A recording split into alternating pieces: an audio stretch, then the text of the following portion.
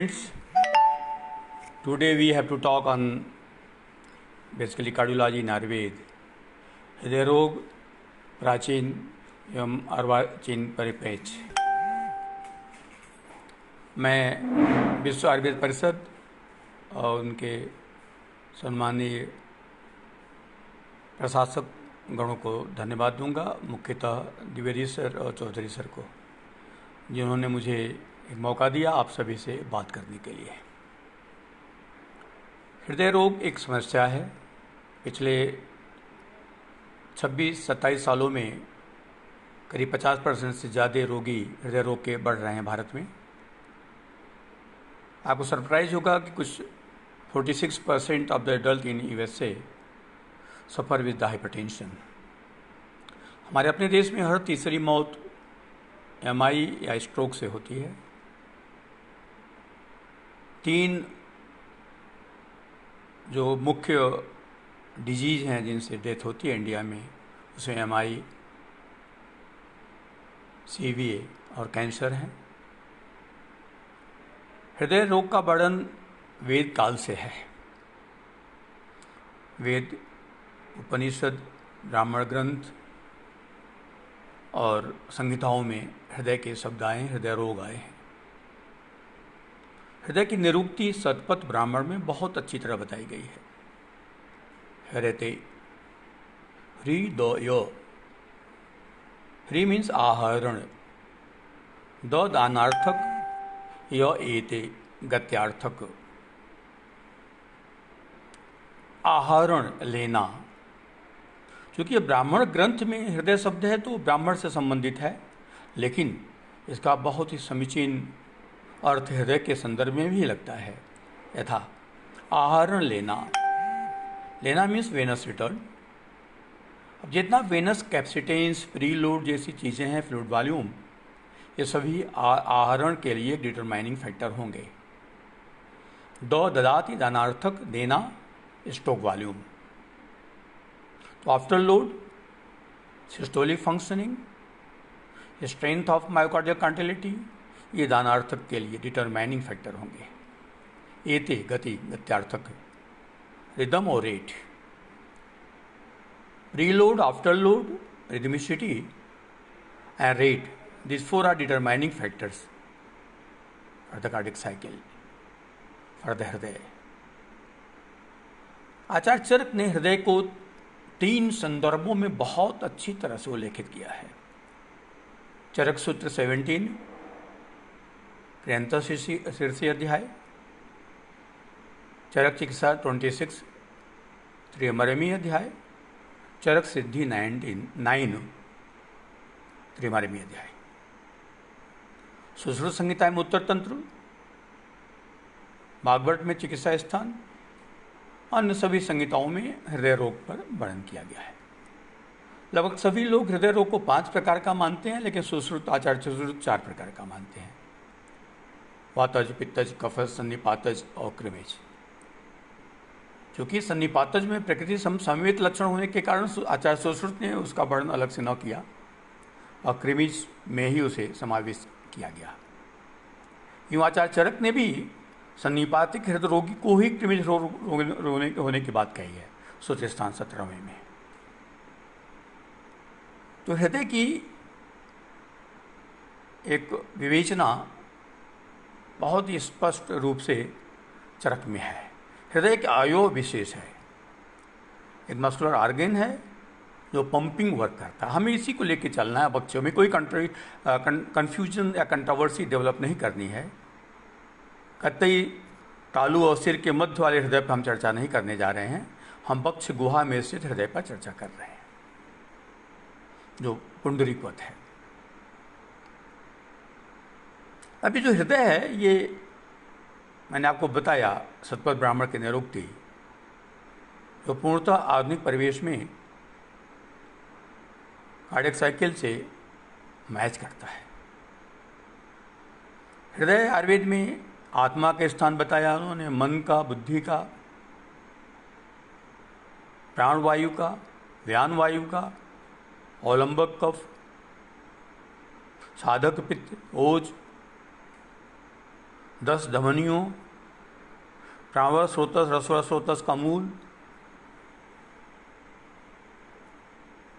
यूं देखा जाए रस रक्तादि अंबु धातुओं के सभी के बहन का कार्य धमनी, सिरा और हृदय से ही होता है।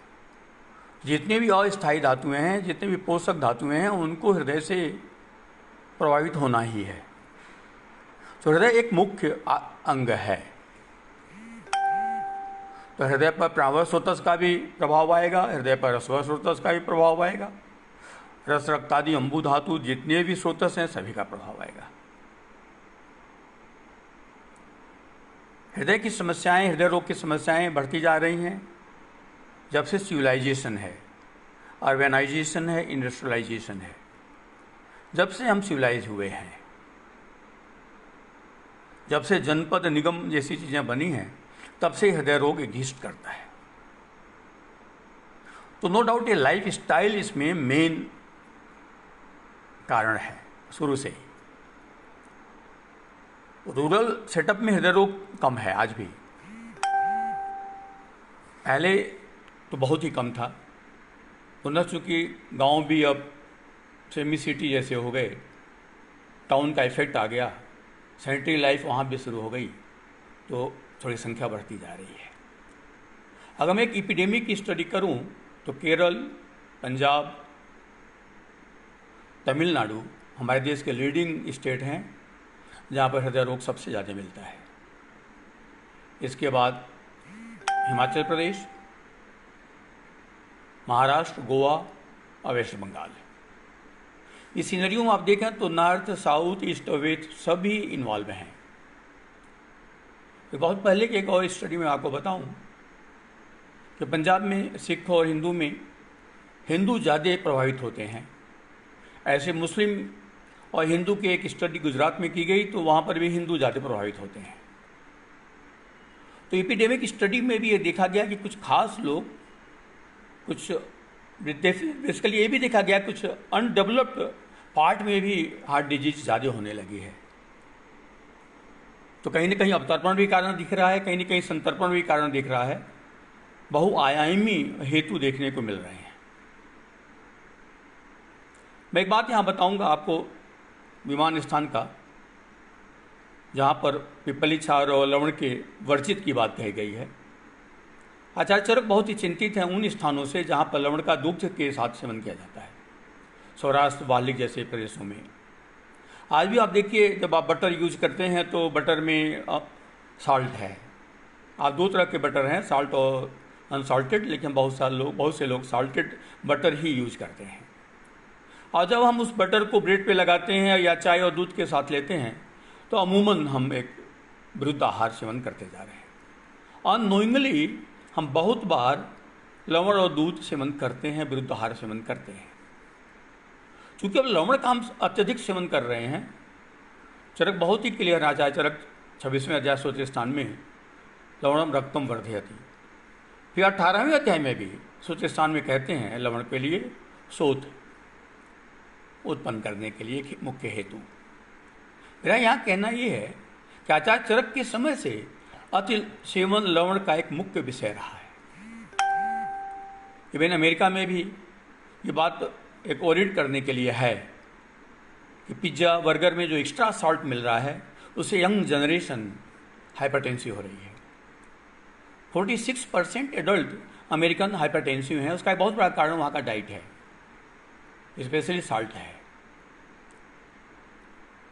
तो हृदय रोग को मैं वापस जब अपनी बात कहूँ, ये पूरे विश्व के लिए एक समस्या है, हम सभी के लिए एक समस्या है।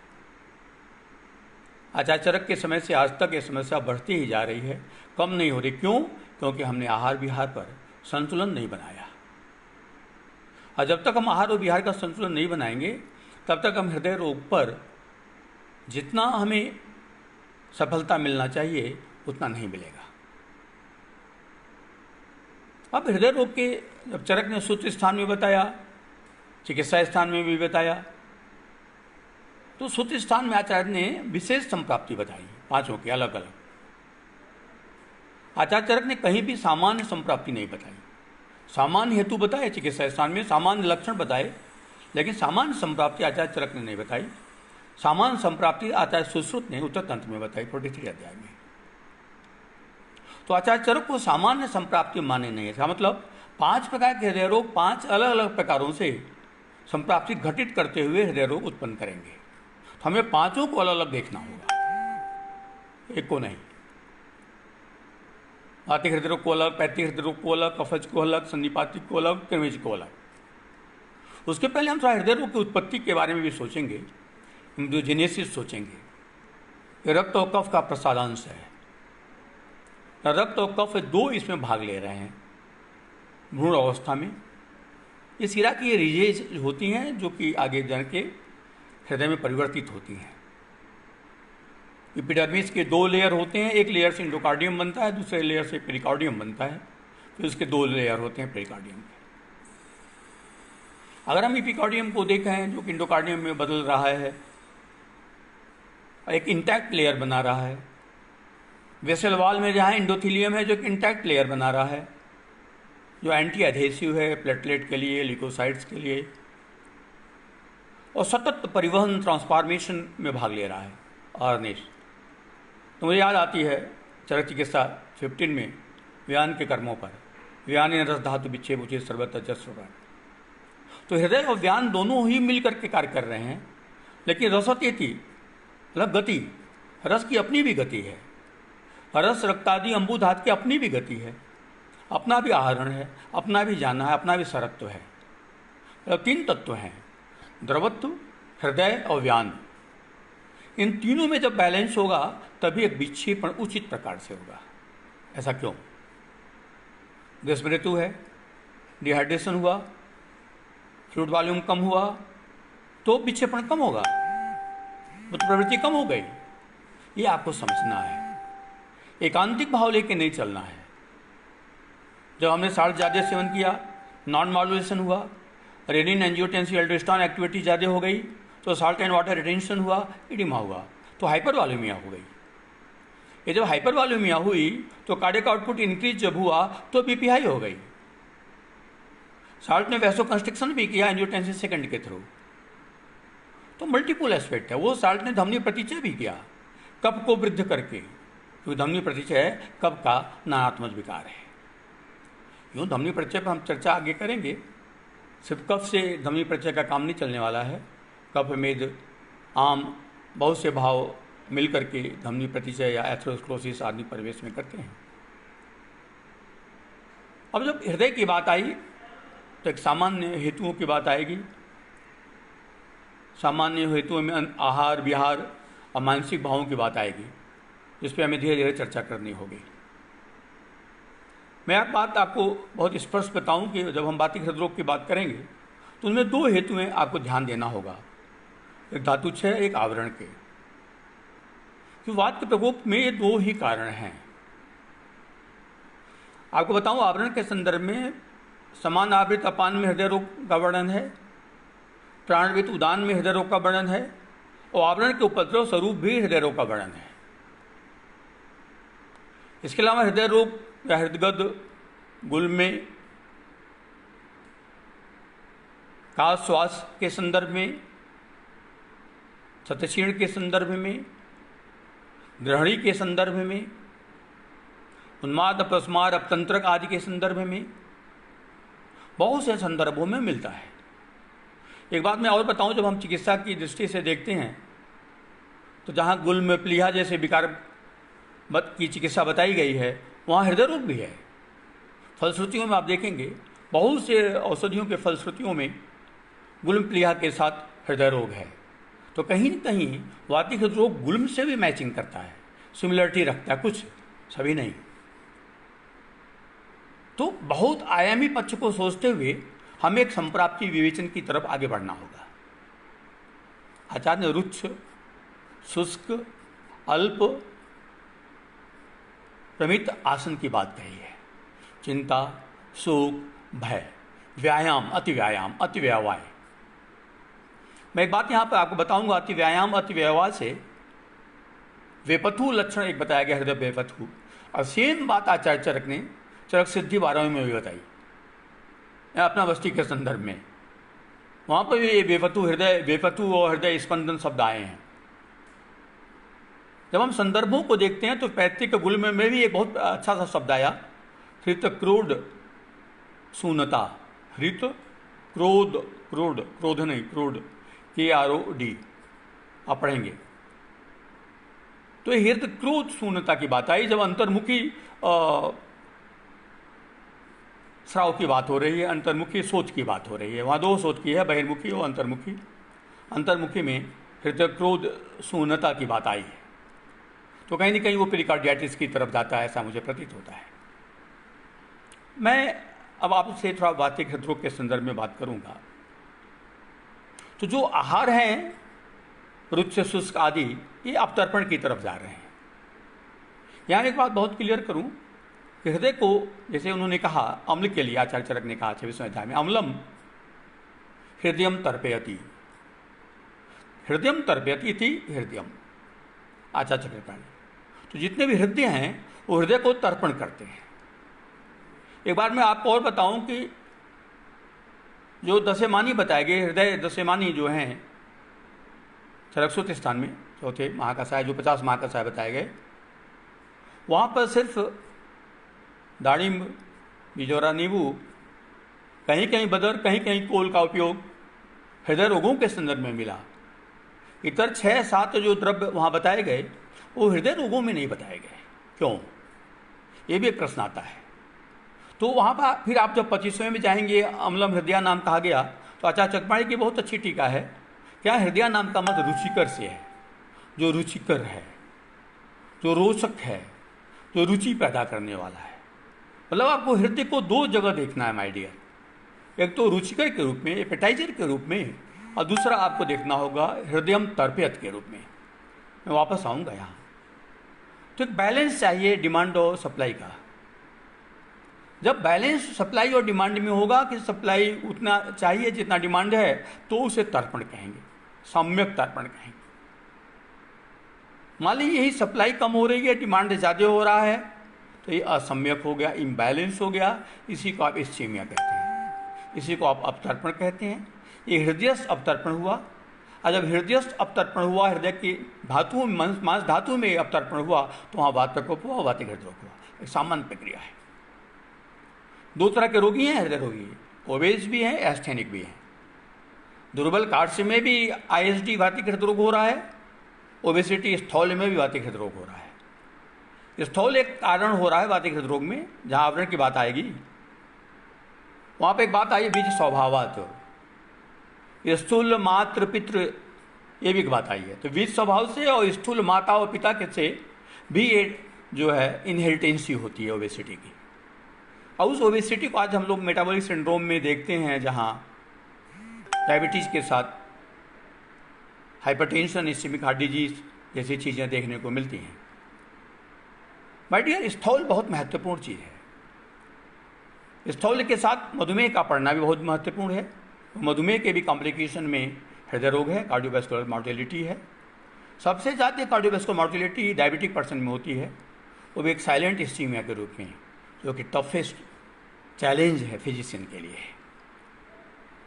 मैं बहुत क्लियर करूं कि संतर्पण में एक बहुत प्यारी सी हेतु बताई आचार्य चरक ने संतर्पणोत्विकार में, चेष्टा द्वेषी।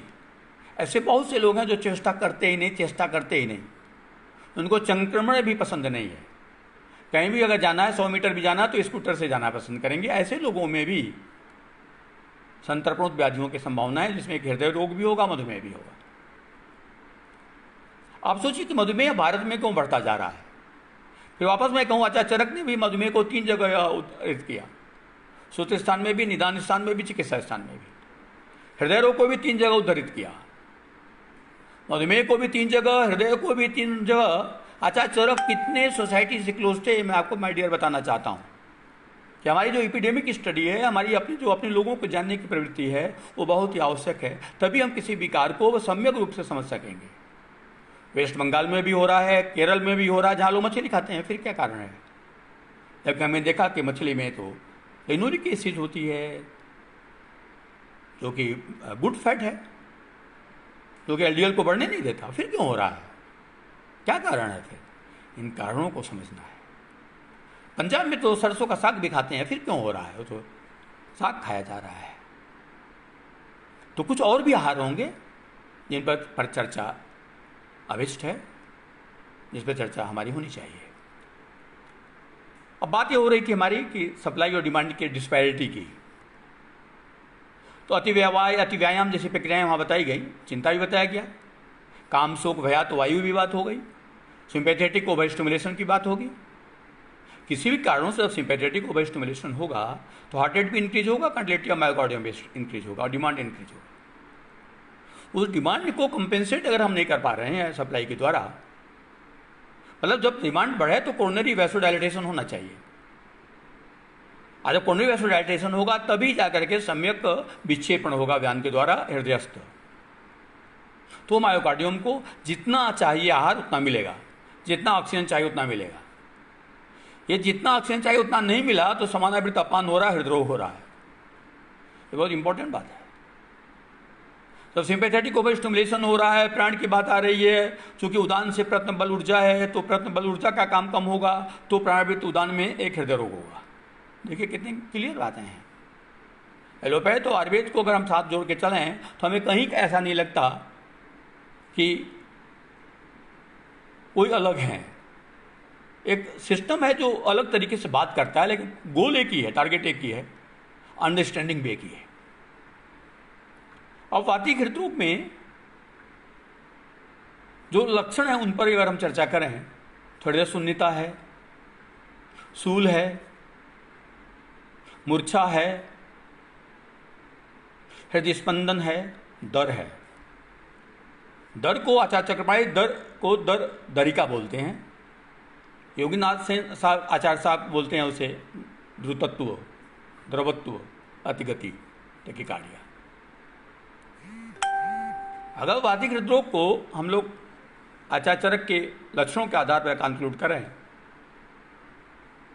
यूँ आचार्य सुश्रुत आयामेते छिद्यते आदि लक्षण बताएं जो सूल प्रधान है। तो दो तरह के रोगी हमें वातिक हृदरोग में मिल रहे हैं, एक तो सूल प्रधान, एक बिना सूल के। उसके पहले मैं एक सामान्य लक्षणों की बात करूं आपसे, तो आचार्य चरक ने बताया चिकित्सा स्थान में वैवर्ण, कास, श्वास, हिक्का, ज्वर, अरुचि, सर्दी, प्रमोह जैसे लक्षण बताए गए। तो ये सभी लक्षण जो हैं वो हृदय रोग के लक्षण हैं और हृदय रोग मैनिफेस्ट हो रहा है इसको बताते हैं। तो ये लक्षण किसी भी हृदय रोग में मिल सकते हैं। वैवर्ण कहीं भी मिल सकता है। अब वैवर्ण क्या है, डिस्कलरेशन क्या है? साइनोसिस भी है, एनीमिया भी है, जॉन्डिस भी है, एडेमा मार्जिनेटम भी है, ऑस्लर नोड भी है, जैंथेलेस्मा, जैंथोमा, पेटिशी, बहुत कुछ है। जहां भी डिस्कलरेशन है, सिर्फ साइनोसिस को ही आप मत लेके चलें, नहीं तो इंडोकार्डियाटिस की डायग्नोसिस नहीं होगी अगर आप ऑस्लर नोड्स को नहीं समझेंगे तो, स्प्लिंटर हिमरेज को नहीं समझेंगे तो, एरिथेमा मार्जिनेटम को हम नहीं समझेंगे तो रिमेटिक फीवर की डायग्नोसिस नहीं होगी। रिमेटिक फीवर में भी चेस्ट पेन है, उधर सूल है, श्वास है, यानी कि वो सन्निपातिक हृदय रोग की तरफ जाता है। लेकिन लक्षण हैं, वात के लक्षण वहाँ मिलेंगे, पित्त के लक्षण मिलेंगे, कफ के मिलेंगे। ज्वर जो है पित्त का लक्षण होगा, उत्कलेश, छर्दी जैसे लक्षण। आपकी बात यहाँ बताऊँ, जब छर्दी की बात आई तो वेंट्रिकुलर रिसेप्टर ऐसे हैं पाए गए मॉडर्न टाइम में कि वो वेंट्रिकुलर रिसेप्टर जो वोमिटिंग को स्टिमुलेट करते हैं माय डियर। इसके अलावा मैं आपको बहुत प्यारी बात बताऊँ कि वेंट्रिकल में कुछ रिसेप्टर हैं जो तिक्त रस के लिए हैं, वो बिटर पर काम करते हैं, बिटर उन पर काम करता है। ये तिक्त रस से जो औषधियाँ वो ज़्यादा कारगर हैं हृदय रोग में, हम आप बात करेंगे बाद में।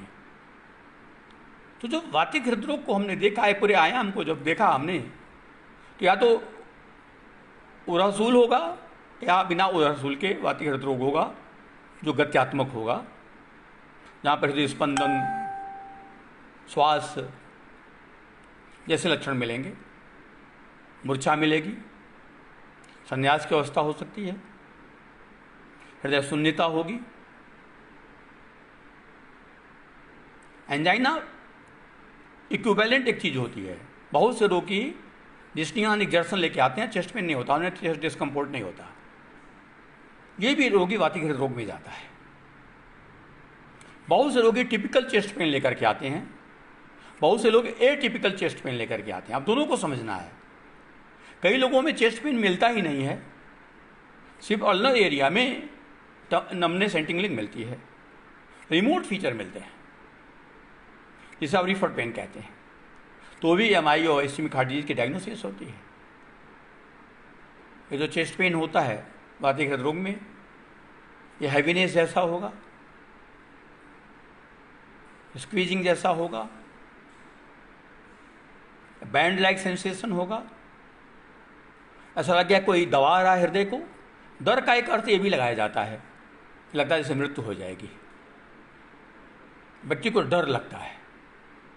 इसीलिए हृदय रोग की शंका वातिक ग्रहणी में भी बताई गई है और प्लीहा के साथ। बहुत ज़्यादा लोग कुछ जो चिंतित होते हैं, जिनको हाइपोकॉन्ड्रियासिस या पैरोनिया जैसे विकार होते हैं, मनोविदोग होते हैं, उनमें हृदय रोग की शंका बहुत ज़्यादा देखने को मिलती है। उसको भी आपको डिफरेंशियल डायग्नोसिस करनी होगी, जो हम लोग बाद में बात करेंगे। तो वातिक हृदय रोग को हम सूल प्रधान और बिना सूल के देखेंगे। अब जब सूल प्रधान की बात आएगी तो हम लोग सुश्रुत में उत्तर तंत्र में जाएंगे, 42 गुल्म के संदर्भ में। गुल्म में जब अध्याय खत्म हो रहा है तो आचार्य सुश्रुत लिखते हैं, कफ पित्त से मूर्छित वायु रस में जाकर के उरह सूल करती है। कितनी अच्छी बात है, अवरोध जन है ये, कफ पित्त से अवरुद्ध है बात। रस को मूर्छित करते हुए हृदय में जाकर सूल करना, मतलब ये आवरण जन्य हो गया हृदय सूल। अब कफ पित्त का जाना है। आज भी आपने देखा कि कोरोनरी एथेरोस्क्लेरोसिस मेजर काज है। एथेरोस्क्लेरोसिस के नाते सप्लाई कम हो रही है, इम्बैलेंस हो रहा है, हार्ट कंप्रोमाइज हो रहा है, थोड़ा भी डिमांड बढ़ते ही एंजाइना हो रहा है, चेस्ट पेन हो रहा है। इसे एग्जास्टनल एंजाइना बोलते हैं, इसे इफोर्ट एंजाइना बोलते हैं। इस तरह के लक्षण पांडु में भी आचार्य ने बताया, आयासेन आरोहण, श्वास रोग में भी ये बात आती है। तो उनसे भी आपको डिफरेंशियल डायग्नोसिस करनी होगी। जहां जहां आयासेन श्वास होता है उन रोगों से वातिक हृदय रोग को आपको व्यवस्थित निदान करने होंगे, जैसे एनीमिया और एस्थमा, सीओपीडी जैसे विकार। तो आपको मालूम है डिस्निया जो है कार्डियो रिस्पिरेटरी कॉमन फीचर है, जिसे हम इक्विवेलेंट एंजाइना बोले, मैंने आपको पहले भी कहा। इसके अलावा साइलेंट मायोकार्डियल इस्कीमिया हो रही, जो आपको आगे पढ़ना होगा, देखना होगा। तो वातिक हृदय रोग को दो हिस्सों में फिर हम बांटेंगे, संतर्पण जन, अपतर्पण जन। अपतर्पण जन हेतु मैंने बताया आपको, यहाँ पर चरक चिकित्सा में बहुत ही क्लियर है और चरक सूत्र में भी बहुत क्लियर है। संतर्पण जन जो स्थौल्य के रोगी हैं, मधुमेह जनित जब हो रहा है, आवरण जनित जो बताया मैंने प्राणावृत उदान या समानावृत अपान में, तो जहाँ आवरण प्रकरण है वहाँ पर जब हृदय रोग है तो वहाँ पर संतर्पण हेतुओं को समझना होगा। एक बात मैं आपको बताऊं कि कफ पित्त मांस और मेद से जब वात का आवरण होता है तो मधुमेह होता है। यही कफ पित्त मांस मेद जब आम के साथ मिलते हैं तो धमनी प्रतिचय करते हैं, उपलेपन करते हैं। धमनी उपलेप, धमनी गौरव भी कहीं इसको यूज किया गया है, उपलेप है। उपलेपन के बाद वहाँ पर एक काठिन्य आता है। ये उपलेप और काठिन्य दोनों ही पार्थिवांश की वृद्धि से होता है। कहीं पर भी तो एक नियम है, खर होगा, खर से काठिन्य होगा। जहाँ उपलेपन होगा वहाँ काठिन्य होगा, इसलिए उसका नाम बाद में बदला गया, एथेरोस्क्लेरोसिस कहा गया उस काठिन्यता के नाते। इसे हम प्रतिचय कहते हैं। और इस में बहुत ही क्लियर है आचार्य, मेद और आम को स्रोतस, धमनी और सिरा में उपलेपन की बात करते हैं। पहले कोष्ठ में कहा उन्होंने, लेकिन चक्रपाणी की टीका में कोष्ठ का मतलब वहाँ कहा उन्होंने सिरा, धमनी, स्रोतांशी। मेद को आपको लेके चलना है और आम के साथ लेके चलना है। अब बात आ रही थी हमारी कि रुच्छ आहार है, शुष्क आहार है। रुच्छ और शुष्क में क्या नहीं है जो हमें चाहिए? एंटीऑक्सीडेंट नहीं है, नेचुरल विटामिन ए, ई, सी नहीं है।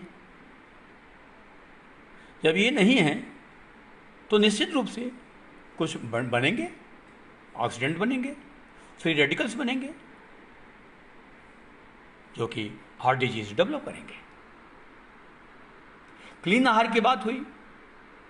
क्लीन आहार का मतलब क्या हुआ? एक बात मैं आपको बताऊं, जब हम वेजिटेबल्स को, ग्रीन वेजिटेबल्स को कुकर में उबालते हैं तो हाई प्रेशर में उबालते हैं, पूरा विटामिन ई और सी खत्म हो जाता है।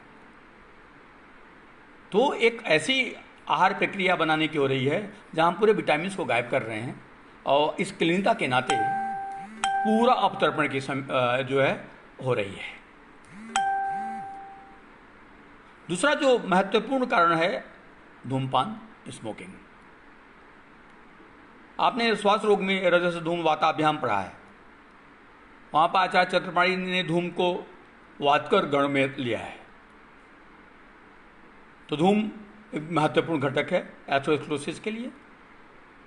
वातकर गण होने के नाते वात वहाँ पर प्रोबिंग करेगा, उसके बाद जो सामवेद है वो वहाँ पर उपलेपित होकर के आगे एथेरोस्क्लेरोसिस की प्रक्रिया होगी। बड़ी क्लिष्ट एथेरोस्क्लेरोसिस की प्रक्रिया होती है धमनी प्रतिचय की, जिसमें ऑक्सीडाइज्ड एलडीएल कोलेस्ट्रॉल का डिपॉजिट होना जरूरी है। मैंने पहले ही कहा एंडोथेलियम इंटैक्ट है, उसके वैस्कुलर वॉल पर कोई चीज़ चिपक नहीं सकती, एंटी एडहेसिव है। स्पेशली प्लेटलेट ये नहीं आ सकते, वहाँ ल्यूकोसाइट्स वहाँ नहीं आ सकते, इनको मेन स्ट्रीम में रहना है। स्मोकिंग आज के बाद जब वो इंटैक्ट नहीं रहा है, ब्रीच हो जा रहा है, तब ये आते हैं। जब भी 1 विलेब्रांड फैक्टर एक्सपोज होगा, ग्लाइकोप्रोटीन सेकंड बी और थर्ड सी एक्सपोज होगी, तो प्लेटलेट वहाँ पहुँचेगा और थ्रोम्बस फॉर्मेशन करेगा, जो कि अवरोध का कारण होगा, जिसे हम ग्रथित रक्त में पढ़ते हैं। रक्तपित्त में भी आचार्य चरक ने ग्रथित रक्त की बात कही है। कफानुबंध के रक्त सब पित्ते, रक्तपित्त में जब भी कफानुबंध होगा तो ग्रथित रक्त होगा, थ्रोम्बोसिस होगी। पारवसकृत का आचार्य चरक ने कमल नाल क्षार, उत्पल नाल क्षार, पलाश, प्रियंगु, असन जैसे क्षार का यूज किया है। क्षार को कटु कहा गया है, और कटु को आचार्य चरक ने कहा है कि सोने संघात भिन्नति, सोने के संघात की भिन्नति करने का कार्य है उसका, और dissolution of clot. Anti thrombosis भी कह सकते हैं और थ्रोम्बोलाइटिक फार्मोलाइटिक भी कह सकते हैं कटु को, त्रिकटु। इसलिए अत्यधिक त्रिकटु का सेवन नहीं होना चाहिए, नहीं ब्लीडिंग डायथेसिस हो सकती है। पेप्टिक अल्सर, हिमोराइड जैसे पेशेंट में त्रिकटु जैसे द्रव्य नहीं यूज होने चाहिए, हों तो बहुत ही अल्प मात्रा में, और साथ में अष्टमधु, अमृता जैसे योगों के साथ। ये सब चीज़ें भी पहले से भी बताई गई हैं और हमें आधुनिक काल में भी अपने तरीके से समझना होगा। तो आहार विषयक चीज़ों में मैंने देखा कि vitamin A, vitamin E, vitamin C का बहुत इंपॉर्टेंट फैक्टर्स है। ये जो फ्री रेडिकल्स होते हैं ये इलेक्ट्रॉन फ्री होते हैं, लेकिन जब आप नेचुरल प्रोडक्ट से विटामिन ई और ए और सी देते हैं तो ये अपने आयंस को डोनेट कर देते हैं इनको, और इसलिए ये फ्री रेडिकल्स को ख़त्म कर देते हैं। ये बड़ी इंपॉर्टेंट बात है माय डियर। इसलिए एंटीऑक्सीडेंट के रूप में काम करते हैं। आमल की, फ्रेश आमल की बेस्ट एंटीऑक्सीडेंट है फ्रेश आमल की। उसके पाक हो जाने के बाद उसका विटामिन सी की कमी आ जाती है, एस्कॉर्बिक एसिड कम हो जाता है। वो आपको सोचना होगा पाक कैसे किया जाए, किस रूप में किया जाए। तो आहार विषयक चीज़ों में आगे हम जब देख रहे हैं संतर्पण में, तो मधुर, स्निग्ध, गुरु आहार का सेवन, अम्ल लवण का सेवन, जो पित्त और कफ को बढ़ाने वाले हैं, मांस मेद को दुष्ट करने वाले हैं, ये 4 भाव हैं। ये जब चारों पढ़ेंगे तो वात पर आवरण होगा ही, ये 4 उपलेपित होंगे ही, ये रुकेंगे ही। ये जब धमनियों में रुकेंगे धमनी प्रतिचय करेंगे, हृदयस्थ धमनियों में रुकेंगे तो हृदयस्थ धमनियों में प्रतिचय करेंगे, सप्लाई कम कर देंगे। ये संतर्पण काज होगा। वो आवरण हो या धातु क्षय हो, अंतिम में अपतर्पण ही मेन कारण है, इसीमिया ही मेन कारण है। इसीमिया को ही समझना है।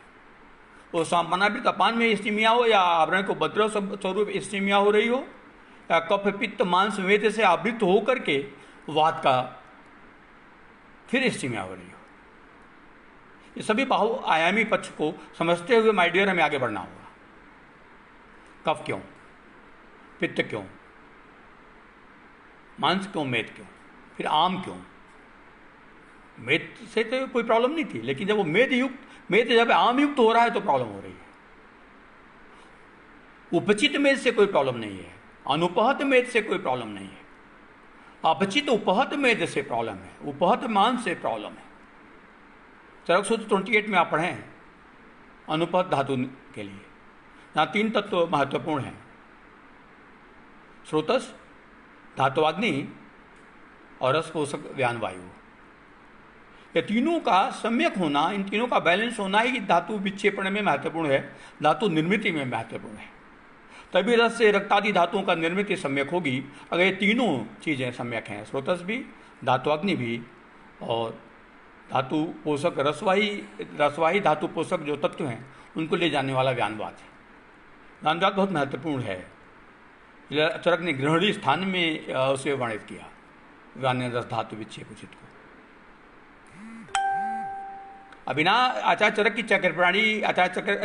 चक्रपाणी की टीका पर एक क्लियर नहीं होता कि व्यान रस धातु का एग्जैक्ट वर्क क्या है। तो वातिक हृदरोग में हमने देखा कि गति संबंधित रोग होंगे और एंजाइनल होंगे, इस्चेमिक हार्ट डिजीज होगी। Ischaemic heart disease, myocardial infarction, tachyarrhythmia, bradyarrhythmia, conduction disorders जैसी चीज़ें हमें वातिक हृदरोग में समाविष्ट करना होगा।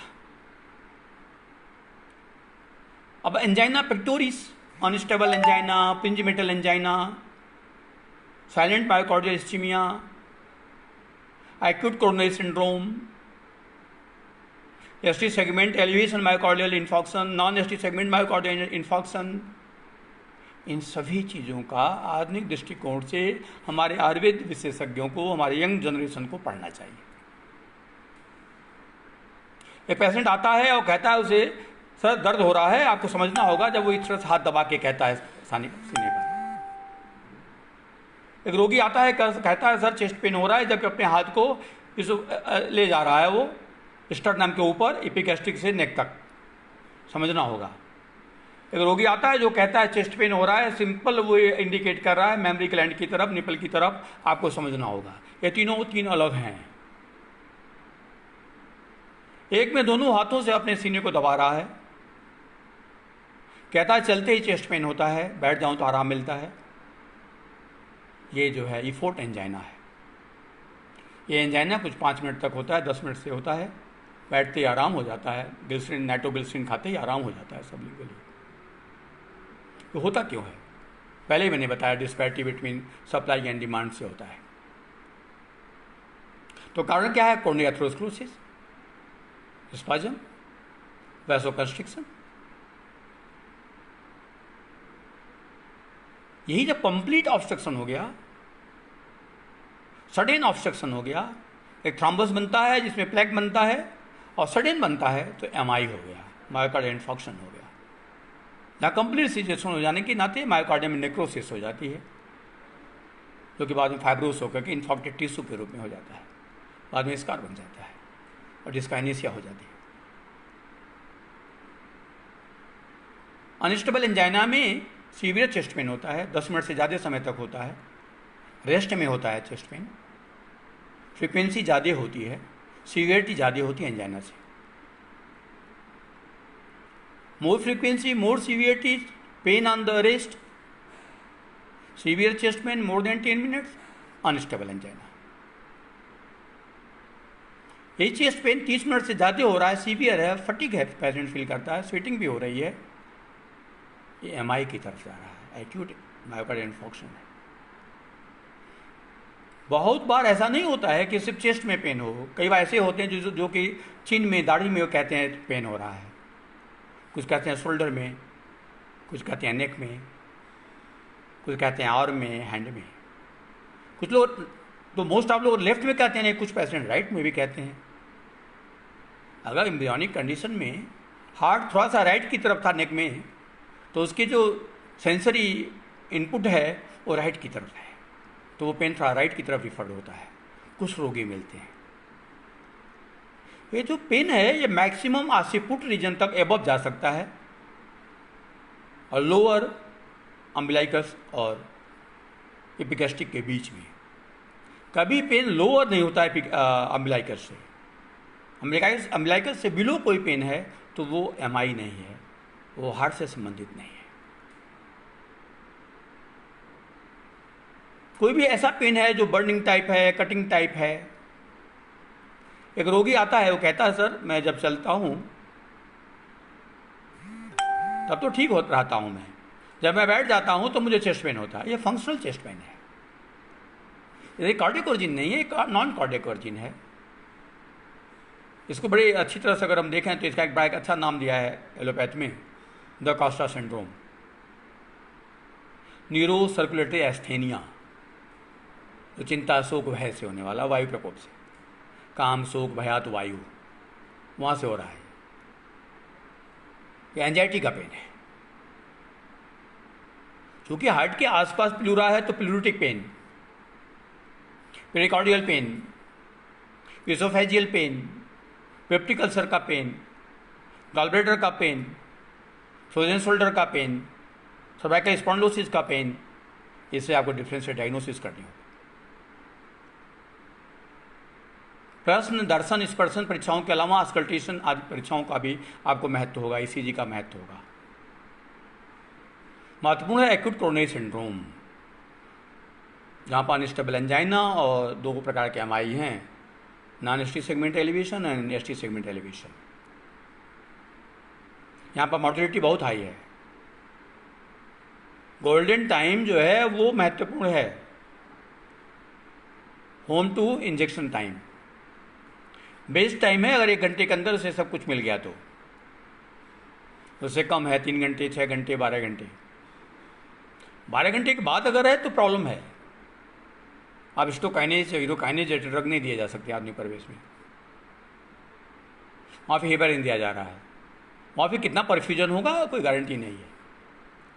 कई बार पेशेंट परफ्यूज हो जाता है, सब कुछ ठीक है, सडनली एरिथमिया हो जाती है और सडनली वेंट्रिकुलर फिब्रिलेशन में जाकर पेशेंट कोलैप्स हो जाता है, कार्डियक अरेस्ट हो जाता है।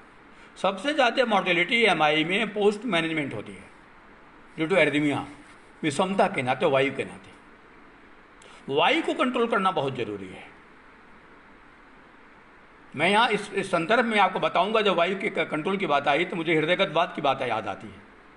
चरक चिकित्सा 28, जहाँ अंशुमति स्वपैसा उन्होंने कहा सालपर्णी का दूध के साथ प्रयोग। इन दिनों माय डियर मैं सालपर्णी दूध के साथ या चतुष्पर्णी दूध के साथ यूज करता हूँ, बहुत अच्छे रिजल्ट है। आप देखिए इस्केमिक हार्ट डिजीज में, टैकीकार्डिया में, आर्टियल फिब्रिलेशन, फ्लटर, सुप्रावेंट्रिकुलर टैकीकार्डिया में आप यूज करके देखिए, आपको मजा आएगा।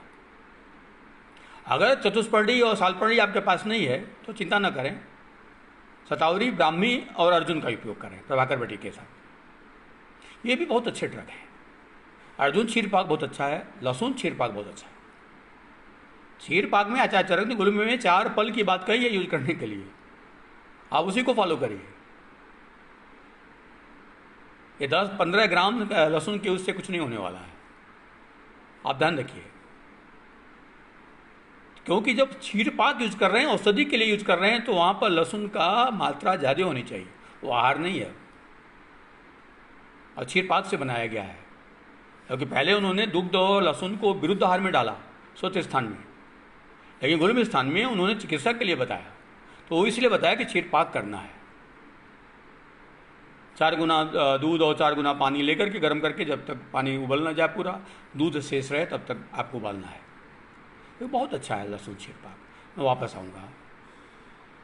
तो ईसीजी का भी नॉलेज होना चाहिए। ST segment depression, T wave inversion आपको एंजाइना पेक्टोरिस में मिलेगा। ST segment elevation, T wave inversion, Q wave और नॉन क्यू वेव जैसी चीज़ें आपको एमआई में मिलेंगी। कभी भी एसटी सेगमेंट एलिवेशन है, इसका मतलब एक्यूट मायोकार्डियल इन्फेक्शन है। किस लीड में है, ये बहुत इंपॉर्टेंट है। फर्स्ट एबीएल में है, लेटरल वॉल में है, B1 to विक्स में है, इंटीरियर वॉल में है। सेकंड थर्ड एवीएफ में है तो इंफीरियर वॉल है। आपको बताऊं, इंफीरियर वॉल मायोकार्डियल इन्फेक्शन के कम से कम 25-30% रोगियों में ब्रेडिकार्डिया के साथ हाइपोटेंशन मिलता है। ये बहुत टफ कंडीशन है मैनेज करना आपके लिए। एंटीरियर वाले में कुछ 50-60% रोगियों में या 70-75% लोगों में सिंपैथेटिक ओवर स्टिमुलेशन होने का टैकीकार्डिया हाइपरटेंशन मिलता है। ये आसान है मैनेज करना, क्योंकि यहाँ एलोपैथ के लोग बीटा ब्लॉकर देते हैं, वहाँ बीटा ब्लॉकर नहीं दे सकते, वहाँ डोपामिन देना है। ये अंतर है, इसे आयुर्वेद में आपको सोचना होगा कि क्या दें इंफीरियर वाल में जब ब्रेडिकार्डिया और हाइपरटेंशन है, और क्या दें एंटीरियर वाल में जब टैकीकार्डिया और हाइपरटेंशन है। क्लिनिकल स्टेटस को समझना माय डियर इंपॉर्टेंट है, क्लिनिकल डायग्नोसिस बहुत इंपॉर्टेंट है। इसके अलावा कार्डियक बायोमार्कर आपको देखना है, प्रोपोनिन आपको देखना है, CKMB देखना है, सीरेक्टिव प्रोटीन देखना है, ESR देखना है, ल्यूकोसाइटोसिस भी मिलेगी, ब्लड ग्लूकोज देखना है, लिपिड प्रोफाइल करना है, थायराइड फंक्शनिंग देखनी है। हाइपो हाइपर दोनों में ही कार्डियक डिसऑर्डर हो सकते हैं। हाइपोथायराइडिज्म में जहाँ सिस्टोलिक हाइपरटेंशन है, वहाँ हाइपोथायराइडिज्म में डायस्टोलिक हाइपरटेंशन है। एथेरोस्क्लेरोसिस बहुत कॉमन है हाइपोथायराइडिज्म में। आर्टेरियल फिब्रिलेशन बहुत ही कॉमन है हाइपोथायराइडिज्म में। ठीक है, वो मैनेज हो रहा है आयुर्वेद एलोपैथी में बीटा ब्लॉकर्स प्रोप्रेनॉल से। वैसे आपको आयुर्वेद में शतावरी, चतुष्पर्णी, ब्राह्मी, अर्जुन से मैनेज करना है। सालपर्णी बेस्ट ड्रग, मैंने पहले ही बताया है जगत बात में, गति नियंत्रण के लिए। मैं एक बात बताऊंगा आपको सालपर्णी के लिए। सालपर्णी का एक पर्याय है गुहा। गुहा मतलब टनल। तो वो पत्थरों को, उसके मूल जो हैं वो पत्थरों को तोड़ देते हैं। जब सालपर्णी के मूल पत्थरों को तोड़ सकते हैं, वो पतले से मूल जो एक हेयर से भी कम है, तो एथेरोस्क्लेरोसिस को क्यों नहीं तोड़ेंगे। इसी सिद्धांत पर जब मैंने काम किया तो मैं आजकल एओर्टिक स्टेनोसिस और माइट्रल स्टेनोसिस में भी सालपर्णी का उपयोग करने लगा हूँ, और माय डियर रिजल्ट है, परिणाम मिल रहे हैं। क्योंकि मैं यहाँ पर रिकॉर्ड प्रेजेंट नहीं कर सकता इस समय, हमारे पास कुछ ऐसे केसेस के रिकॉर्ड हैं जहाँ पर रिजल्ट हैं, जो आगे प्रेजेंट किए जाएंगे। हम जो कहते हैं वो हमें अपने रोगियों में करके अपने रोगियों को ठीक करना होगा। मेरे पास एक जर्मनी का पेशेंट था, इंजीनियर हैं, वो NRI हैं, उनमें कार्डियक ट्रांसप्लांटेशन की बात हुई थी और ऑलरेडी उनके पास पेसमेकर था, फिर भी बात नहीं बन रही थी। मैंने वातिक हृदरोग के ही सिद्धांतों पर चतुष्पर्णी के साथ जब मैंने काम किया, पिछले 3 सालों से काम मेरा हो रहा है उन पर, कार्डियक ट्रांसप्लांटेशन की ज़रूरत नहीं हुई, इम्प्लांटेशन की भी अब ज़रूरत नहीं है। इम्प्लांटेड है लेकिन उसका यूज़ नहीं हो रहा है, सामान्य जिंदगी आ गई।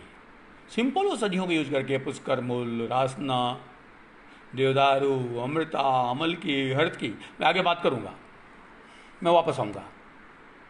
तो angina pectoris, unstable angina, Prinzmetal, what is Prinzmetal angina. इसे प्रिंजमेटल एंजाइना को वेरिएंट एंजाइना भी बोलते हैं, वैसे स्पॉस्टिक एंजाइना बोलते हैं। कुछ रोगी ऐसे पाए गए जिनमें एथेरोस्क्लेरोसिस नहीं है एंजियोग्राफी में, फिर भी सडनली कोरोनरी वैसोस्पाज्म हो जा रहा है और ब्लड सप्लाई कम हो जाने के नाते सीवियर चेस्ट पेन हो रहा है। ये बहुत ही कॉमनली नाइट में होता है। इसमें टी वेव बहुत टाल होती है, आर वेव से भी बड़ी टी वेव हो जाती है। कभी कभी बड़ी कन्फ्यूजन होता है जब कार्डियक बायोमार्कर स्लाइटली हाई हो जाते हैं। कार्डियक बायोमार्कर नॉर्मल हैं और टाल टी वेव है, सीवियर नॉक्टर्नल चेस्ट पेन है, my dear, no doubt of Prinzmetal angina. ऐसे बहुत रेयर है, इतना कॉमन नहीं है, लेकिन चर्चा चाहिए इसलिए मैंने बोला। यहाँ बीटा ब्लॉकर कंटाइंडी, मतलब आपको अर्जुन नहीं देना है, यहाँ कोई भी कसाई औषधियाँ नहीं देनी, सिर्फ कटु तिक्के ही यूज करना है, क्षार ही यूज करना है, लवण ही यूज करना है, कसाई नहीं देना है। यहाँ अर्जुन तो कतई नहीं देना है, खदेर तो कतई नहीं देना है।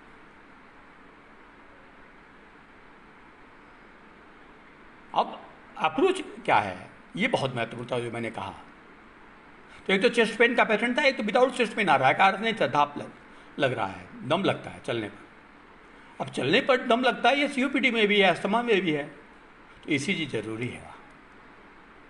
ECG के चेंजेस दिख रहे हैं आपको तो ट्रेडमिल भी जरूरी है, करना चाहिए। फिर इको करना चाहिए। इको में आपको मूवमेंट के कुछ चेंजेस मिलेंगे, डिस्काइनेसिया मिलेगी, एकाइनेसिया मिलेगी, कहीं ना कहीं मायोकार्डियम बल्जिंग मिलेगा आपको, स्कार मिल सकते, कुछ मिलेगा। आपका इको कार्डियो का एक्सपर्ट बताएगा कि क्या है, आप करें। आपको लगता है तो आप चेस्ट पेन है तो आप एंजियो करें, करा के लें। डायग्नोसिस करें। कई बार परिणामशूल का वातिगुल्म का रोगी, ग्रहणी का रोगी एपिगैस्ट्रिक रीजन में सूल लेकर के आता है तो ठीक है, लेकिन अरे एमआई का पेशेंट एपिगैस्ट्रिक रीजन में सूल लेकर के आ रहा है और हमसे विंगवास्टक दे रहे हैं तो गलत हो रहा है, वहाँ गलती हो रही है।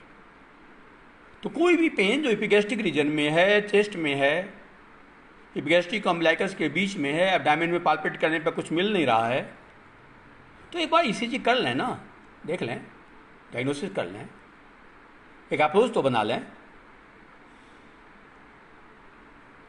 तो वातिक हृदरोग को एक्यूट कोरोनरी सिंड्रोम से बहुत महत्वपूर्ण है समझना, क्योंकि मोर्टेलिटी यहाँ हाई है। अनस्टेबल एंजाइना बाद में एमआई में कन्वर्ट होता है। सबसे ज़्यादा मोर्टेलिटी अनस्टेबल एंजाइना में होती है, क्योंकि पेशेंट इग्नोर करता है। अभी कुछ दिन पहले हमारे एक मित्र जो एसोसिएट प्रोफेसर थे रसशास्त्र में, कुछ 38-39 एज थी उनकी, चेस्ट पेन हुआ, ईसीजी में चेंजेस माइनर थे, तो कार्डियोलॉजिस्ट ने इग्नोर किया और एंटासिड वगैरह दे करके उन्होंने कहा ठीक है मैं ओपीडी में जा रहा हूँ, अपना पेशेंट देख के फिर वापस आता हूँ। वापस नहीं आ पाए, सीवियर पेन हुआ पहुँचते पहुँचते और कोलैप्स कर गए। गलती कहाँ हो गई? होल्टा मॉनिटरिंग करनी चाहिए थी, बायोमार्कर तुरंत चेक करना था, एंटासिड दे करके, रेनिटिडिन दे करके, ओमेप्राजोल दे करके आप अपनी जिम्मेदारियों से नहीं बच रहे हैं, विंगवास्टक दे के आप अपनी जिम्मेदारियों से नहीं बच रहे हैं। हमने एक यंग को प्री मैच्योर डेथ में कन्वर्ट कर दिया, क्योंकि हमारे कार्डियोलॉजिस्ट ने उस पेशेंट को नहीं रखा, उसकी जिद मान लिया कि ठीक है मैं ओपीडी करके आता हूँ। रोगी नहीं चाहेगा, हमें उसे बताना है कि ये सीवियरिटी क्या हो सकती है। उसके पहले हमें भी समझना है ईसीजी के द्वारा और चीज़ों के द्वारा कि क्या चेंज है। ईसीजी आनी चाहिए सभी को। मैं फिर बताऊँ, बहुत से कार्डियक पेशेंट में ईसीजी नॉर्मल मिलती है। ये आपका जो क्लिनिकल सेंस है वो बहुत इंपॉर्टेंट है, लेकिन मुझे तो कई बार इको कराना पड़ता है, ट्रेडमिल कराना पड़ता है, तभी जाके कन्फर्मेशन होता है, और कन्फर्मेशन होना चाहिए। अब वातिक हृदरोग में दूसरी बात मेरी हो रही थी गति से संबंधित, ये 6 साइनस सिंड्रोम है, 2nd degree 3rd degree heart block है, टैकीकार्डिया है, आर्टियल फ्लटर है, आर्टियल फिब्रिलेशन है, सुप्रावेंट्रिकुलर टैकीकार्डिया है, वेंट्रिकुलर टैकीकार्डिया है, वेंट्रिकुलर फिब्रिलेशन, ये तमाम चीज़ें हैं। कई बार ये कॉम्प्लिकेशन के रूप में मिलते हैं। आपने देखा होगा इस्केमिक हार्ट डिजीज में इक्टोपिक बीट कॉमनली मिलती है। ध्यान रखिएगा, जब भी मायोकार्डियम में इस्केमिया होगी, कहीं भी स्कार होगा, तो एक इक्टोपिक फोकाई बन जाती है, जहाँ से एक्शन पोटेंशियल शुरू हो जाता है और एक बीट बन जाती है, जिसे आप इक्टोपिक बीट कहते हैं, जिसे आप प्री मैच्योर वेंट्रिकुलर कॉम्प्लेक्स कहते हैं। ये विषमता को बताता है बात के, ये वैषम्य को बताता है। ऐसे ही कंडीशन में चतुष्पर्णी या सालपर्णी का उपयोग बहुत ही अच्छा है, आप करके देखिए, आप इक्टोपिक बीट ठीक कर देंगे, ईसीजी में आपको नॉर्मल ईसीजी मिलने लगेगी, करके देखिए आप। 6 साइनस सिंड्रोम का पेशेंट फटिग लेकर के आता है, फटिग है, सिंकोप है, डिस्निया है, और ब्रेडिकार्डिया है। आप सोचिए कंडक्शन डिसऑर्डर के बारे में, 6 साइनस सिंड्रोम के बारे में। ये टैकीकार्डिया है तो आप सोचिए वेंट्रिकुलर टैकीकार्डिया, सुप्रावेंट्रिकुलर टैकीकार्डिया के बारे में। माइट्रल स्टेनोसिस में बहुत ही कॉमन है आर्टरियल फिब्रिलेशन, और आर्टरियल फिब्रिलेशन से बहुत कॉमन है थ्रोम्बोएम्बोलिज्म, और थ्रोम्बोएम्बोलिज्म से बहुत कॉमन है सेरेब्रोवास्कुलर एक्सीडेंट, स्ट्रोक, पैरालिसिस। इसके लिए आप हिपैरिन या एस्प्रिन देते हैं, इसके लिए आपको आयुर्वेद में कटु देना है, छार देना है। मैं पहले क्या कटु के बारे में, सोणित संघात भिन्नति, बहुत अच्छा है, चरका पड़िएगा 26 सूत्र स्थान। To be frank my dear, ये जो अप्रोच टू द पेशेंट है, ये आपके पास अगर रीच है तो आप अपने पेशेंट को बचाएंगे और बचा लेंगे। सबसे ज़्यादा pre mature death heart attack से होता है, इग्नोरेंसी से होती है। चेस्ट पेन को इग्नोर किया गया, चेस्ट पेन को इग्नोर किया गया, और तो सबसे ज़्यादा होता है। अनलकली डायबिटिक के पेशेंट में तो चेस्ट पेन होता ही नहीं है, साइलेंट मायोकार्डियल इस्केमिया हो जाती है। इसलिए डायबिटिक का पेशेंट रूटीन चेकअप के लिए जाता है, जहाँ एक ईसीजी भी रूटीन चेकअप में है। अब आपको लिपिड प्रोफाइल भी देखना है, एलडीएल कोलेस्ट्रॉल देखना है, बीएलडीएल कोलेस्ट्रॉल देखना है, एसडीएल देखना है। हमने एसडीएल पर ध्यान ही नहीं दिया, खाली एलडीएल के चक्कर में बने रहते हैं। एसडीएल जो गुड कोलेस्ट्रॉल है ये अच्छा होना चाहिए, 50 के ऊपर होना चाहिए।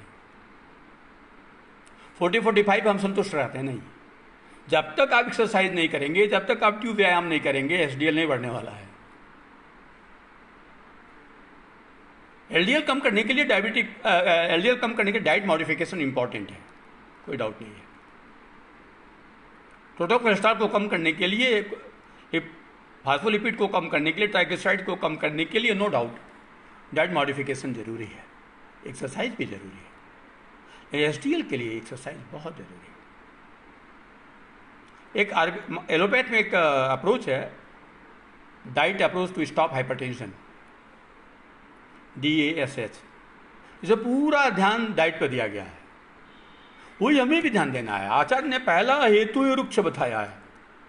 2 हेतुओं में हमें जानना है, संतर्पण और अवतर्पण में माय डियर जाना ही है। संतर्पण होने से आवरण जनित और अवतर्पण होने से धातु क्षय जनित वात प्रकोपों के वातिक हृदरोग आपको देखना ही होगा, कहीं अलग नहीं है हम। अब बात हो रही है जब लेफ्ट बंडल ब्रांच ब्लॉक है, राइट बंडल ब्रांच ब्लॉक भी है, ये किसी के साथ है, किसी डिजीज के साथ है। एल्डर में बहुत ज़्यादा मिलता है, डायबिटिक में भी मिलता है, कार्डियोमायोपैथी में, रिमेटिक हार्ट डिजीज में, इस्केमिक हार्ट डिजीज में, ये कंडक्शन डिसऑर्डर्स ज़्यादा मिलते हैं। तो जो अंडरलाइंग काज है उसको समझिए, उसके अनुसार ट्रीटमेंट करिए। कई बार आपको वात पित्त कफ तीनों को लेकर के चलना होगा, तभी वो चिकित्सा आपको क्या होगी, कारगर होगी। चिकित्सा दृष्टिकोण पर हमारी बात होगी।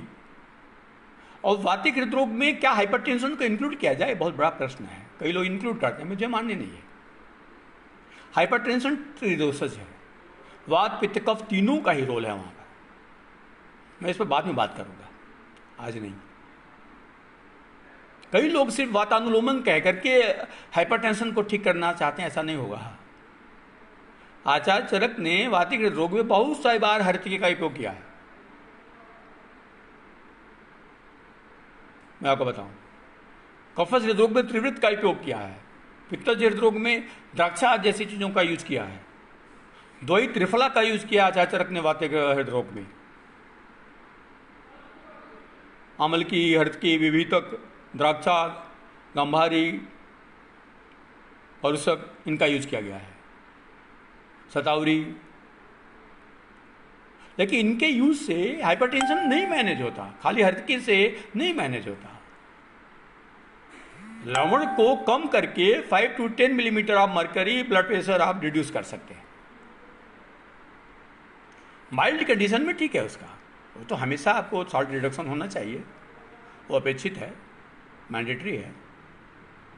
लेकिन सिर्फ लवण को कम करके तो फिर क्या है? तो बहुआयामी जब हम द्रव्य देते हैं वात पित्त कफ पे काम करने वाले, हमने सर्पगंधा भी यूज किया, पुनर्नवा, गोक्षुरु, वरुण, ब्राह्मी, जटामांसी, शंखपुष्पी, हरदकी, सालपड़ी, तब जाकर के रिजल्ट मिल रहा है। हाँ, यहाँ पर हम सीवियर हाइपरटेंशन को मैनेज करते हैं। हमारे कई बार हमारे पीजी स्टूडेंट ने देखा कि बिना एलोपैथिक मेडिसिन के, बिना निफेडिपिनाद के 230, 130 ब्लड प्रेशर, सिस्टोलिक 230, डायस्टोलिक 130 हमारे स्टूडेंट अभिजीत पाटिल, अभिजीत शेखर, सुशांत कंसे जैसे बच्चों ने किया, सिर्फ सर्वगंधा, पुनर्नवा आदि दे करके। तो यहाँ कहीं खाली वातिक हृदरोग की चिकित्सा नहीं हम कर रहे हैं। मैं बाद में हाइपरटेंशन पर जब चौधरी साहब या द्विवेदी जी मुझे आदेश देंगे तो मैं उस पर चर्चा करूँगा। तो वातिक हृदरोग की जो मेरी बात हो रही थी, तो वहाँ पर आप चिकित्सा कैसे आप बना रहे हैं? आपने डायग्नोसिस तो कर लिया। आचार्य ने 3 चीजें बहुत कॉमनली वातिक हृदरोग में यूज की है माय डियर: कटु द्रव्य, क्षार, लवण। अब कटु क्यों, क्षार क्यों? तो वात की बात आप कर रहे हैं आप, मतलब आवरण के लिए, थ्रोम्बोसिस के लिए, ग्रथित रक्त के लिए। थोड़ा लवण का यूज हो रहा है, थोड़ा घृत का यूज हो रहा है, वहां या तेल का यूज हो रहा है। कहीं कहीं सुरा सौविरक का भी यूज किया आचार्य ने दीपन पाचन के लिए, लेकिन नहीं, वो स्रोतो विस्फारक भी है। हमें सिर्फ दीपन पाचन नहीं सोचना, वो तो होगा ही, क्षार से दीपन पाचन होगा ही, संसन होगा ही, लेकिन वो कटु है, कटु में श्रेष्ठ है क्षार, तो संघात भिन्नति करेगा रक्त के। रक्त में संघात है, इसका मतलब कफ है, वहां कफानुबंधी है। स्त्यायति, स्त्यायति शब्द आया है कफज, आप पढ़ेंगे विधि सोणती अध्याय चरक सूत्र 24, स्त्यायति शब्द आया है। दलन वहां पर भी आया, सूत्र स्थान में, सुश्रुत में भी आया है। स्त्यायति पर आचार्य दलन की बहुत अच्छी टीका है। मांस पेशी प्रभो, मांस पेशी प्रभो, स्त्यायत का मतलब घनीभूत का मतलब है, घनीभूत, घनीभवती, मांस पेशी जैसा, मतलब फैब्रिन जैसा। हाँ। क्या है फैब्रिन? क्लॉट। सोचिए तब कहाँ था, क्या एनालिसिस थी उनकी? कैसे कह देते हैं मांसपेशी प्रभु, कैसे कह देते हैं स्टैत में घन, क्यों कहते हैं कफानुबंदी होना? आज भी वही बात है।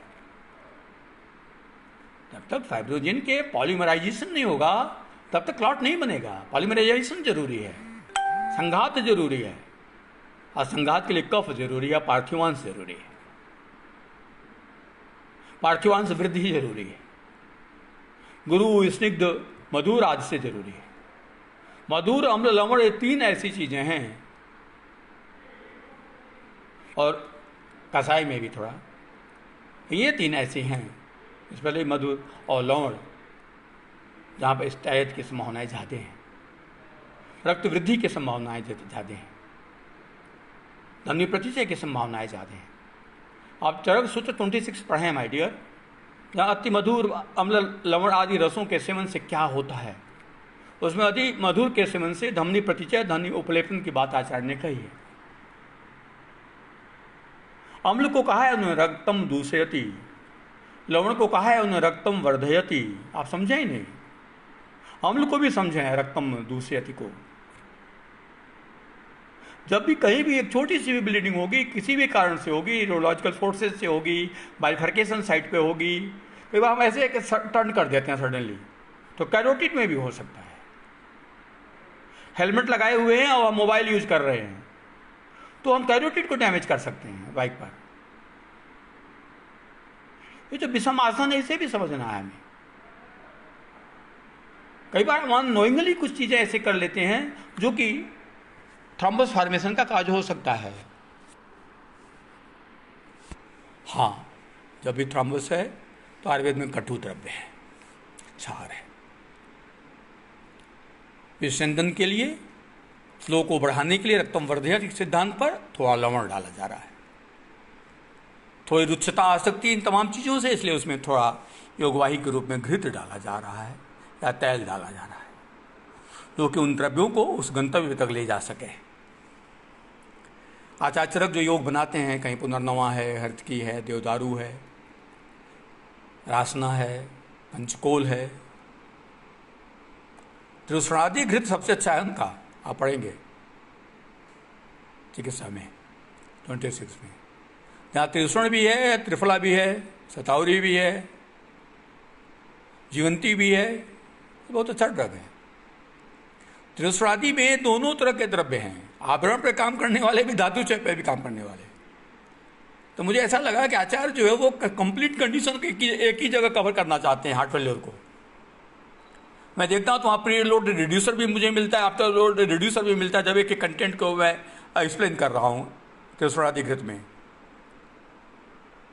लेकिन जो मेरा एक फॉर्मुलेशन जो बनता है इन आचार्य चरक के अध्ययन के आधार पर, उसमें मैं पुनर्नवा, पुष्करमूल, सटी, देवदारू, रासना, हर्तकी, आमलकी, थोड़ा सा क्षार, थोड़ा सा लवण, थोड़ी सी एला, थोड़ी वचा, थोड़ा शुंठी यूज करता हूँ। थोड़ा का मतलब वो पेशेंट के वेट पर है, उसके टॉलरेंसी पर है, वो वेरिएबल होगा। क्षार में अगर कमल नाल क्षार आपने बना दिया, बेस्ट है एंटी थ्रोम्बोटिक। कमल नाल नहीं तो उत्पल, नहीं उत्पल है तो आसन, प्रियंगू, यो क्षार उतना अच्छा नहीं है अपामार्ग में, वो तीक्ष्ण है और रक्तपित्त कर सकता है। ठीक है, औचार देना है तो क्षार अम्बू बनाना है उसको जल में मिला के देना, डाइल्यूट करना है। मतलब आचार्य कितने क्लियर थे, युक्तियाँ कहा उन्होंने चरक चिकित्सा 4 में रक्तपित्त में, कफानबंदी रक्तपित्त, युक्तियाँ युक्ति पूर्वक दीजिए, घृत और मधु के साथ दीजिए, मात्रा का ध्यान दीजिए। आवाज़ भी आप मात्रा का ध्यान देते हैं, जो हिपेरिन देते हैं, आप प्रोथामिन टाइम देखते हैं, आप INR देखते हैं। तो जब आप इनको देखते हैं